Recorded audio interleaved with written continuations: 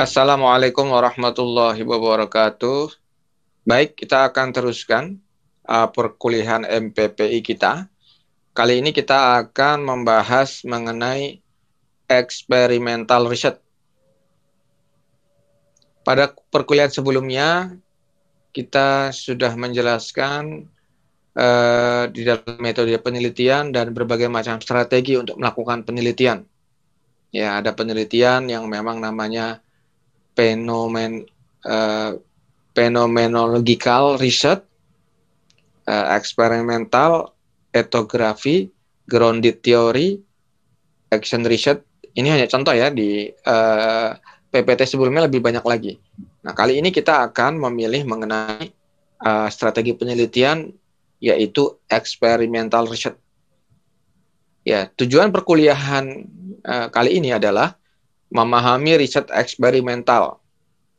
Berikutnya lagi adalah memahami kategori dalam riset eksperimental. Jadi di dalam riset eksperimental ini ada dua, yaitu lab eksperimen dan field eksperimen. Lalu memahami validitas eksternal dan internal dari eksperimen. Memahami tipe dari riset eksperimental. Terakhir kita mencoba untuk memahami permasalahan etika pada riset eksperimental. Ya, kita mempunyai beberapa referensi. Yang pertama dari bukunya Prof. Sekaran tahun 2016 dengan judul Research Method for Business, mengatakan bahwa riset eksperimental, ya, biasanya eksperimen biasanya dikaitkan dengan pendekatan hipotesis deduktif ya. Berikutnya lagi memiliki tujuan untuk mempelajari hubungan sebab akibat. Ya, tetapi riset eksperimental kurang sesuai untuk menjawab pertanyaan dari penelitian yang bersifat eksploratif dan deskriptif. Ya, ini dari Prof. Sekaran. Dari buku yang lain, ya, dari John W. Creswell, J.W. Creswell 2005, ya, beliau mengatakan, ya, walaupun mungkin ada persamaan perbedaan dari buku sebelumnya, ya, pendekatan tradisional untuk melakukan penelitian kuantitatif akan dibahas dalam pertemuan berikutnya, ya, karena riset eksperimental ini biasanya adalah bersifat kuantitatif, ya, kuantitatif. Biasanya lab, sains dan sebagainya itu kuantitatif. Kalau sosial, kualitatif. Jadi faktor yang terkait dengan penelitian eksperimental, yang pertama adalah independent variable. Variabel yang dapat dimanipulasi atau diubah mungkin, ya. Dependent variable, yaitu variabel yang tidak dapat dimanipulasi. Co-founding variable, variabel luar yang mempengaruhi eksperimen. Experimental condition, yaitu kelompok yang dimanipulasi. Control condition, kelompok yang tidak dimanipulasi. Ya, menurut kategori, tadi sudah dikatakan, ya, riset eksperimental, ya, menurut lokasinya, maka riset eksperimental dapat dikategorikan menjadi dua. Yang pertama memang benar-benar di lab eksperimen, di mana eksperimen dilakukan pada lingkungan buatan atau artificial. Di lab lah, skala lab, ya. Skala lab yang bisa kita atur. Beberapa semua parameternya bisa kita atur. Field eksperimen, di mana eksperimen dilakukan pada lingkungan sebenarnya. Tetapi ada beberapa yang kita atur variabelnya. Kalau yang pertama lab eksperimen, yang kedua di lingkungan sebelumnya, tapi video yang sebelumnya kita katakan bahwa karena kita mau melakukan yang eksperimental biasanya sebab akibat, maka ada beberapa parameter yang kita atur.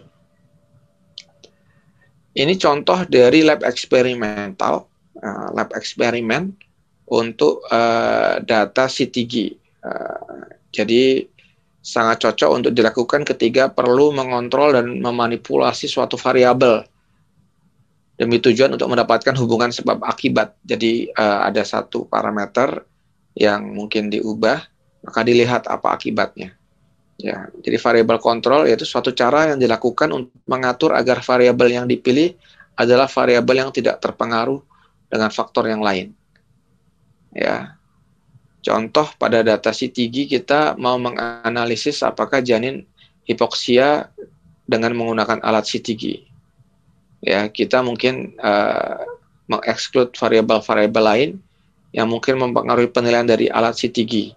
Jadi kita mengambil satu saja variabel ataupun beberapa variabel untuk melihat apakah variabel tersebut bisa dihubungkan atau mempengaruhi hipoksia. Lalu parameter manipulasinya, ya, suatu cara di mana kita memberikan perlakuan berbeda pada variabel independen untuk melihat pengaruhnya terhadap variabel dependen. Ini kita sudah terangkan juga ya. Kalau kita ubah-ubah, ya, maka kita lihat apakah berpengaruh. Contohnya nih, contoh algoritma convolutional neural network, ya, sama dengan yang sebelumnya.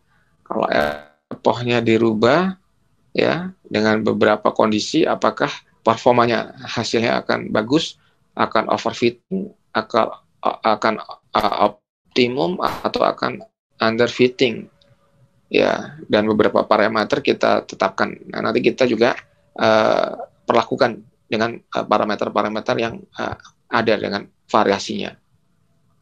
Lalu di dalam lab eksperimen, ya, terdapat dua cara untuk mengontrol confounding variabel luar, ya, dengan yaitu kita matching group, ya. Matching group ini dilakukan dengan cara memilih karakteristik yang dapat dilakukan sebagai variabel luar dan kemudian dengan sengaja disebarkan ke seluruh grup secara merata atau seimbang lah minimal, ya, antara variabel ataupun data yang kita mau analisa. Contohnya kalau ini ada 5 grup, yang 5 kelompok, maka kita sebar, harus ada semuanya. Ada laki-laki atau perempuan, tergantung jumlah datanya. Ya, mungkin nggak masih seimbang, tapi yang penting terwakilkan, ya, dari apa yang mau kita bagi. Lalu yang randomization, ya, jadi randomisasi dilakukan dengan cara menyebar ke seluruh elemen secara random atau acak agar setiap kelompok memiliki distribusi yang sama. Ya, terus randomisasi lebih efektif jika menghadapi data yang dimana kita tidak tahu faktor apa saja yang mempengaruhinya. Ya, silahkan nanti kita menganukan datanya, ya. Jadi kalau dengan randomization ini pembagian tidak didasarkan kepada elemen variabel, melainkan berdasarkan jenis distribusi secara random. Kurang lebih seperti itu. Lalu juga sekarang kita bicara mengenai field experiment. Kalau tadi lab experiment, sekarang field experiment. Ya, field experiment ini dilakukan pada lingkungan sebenarnya. Ya, tetapi, ya, ada beberapa kontrol yang dilakukan. Ya. Dapat dilakukan kontrol, namun tidak bisa ke semua confounding variabel karena populasinya terlalu besar. Meskipun begitu, manipulasi tetap dapat dilakukan. Case by case lah mungkin, ya. Makanya itu disebut ada beberapa penelitian studi kasus. Ya, kontrol hanya dapat dilakukan dengan grup atau kelompok lebih kecil. Ya, ini contohnya, ya. Penelitian studi kasus service quality pada Gojek.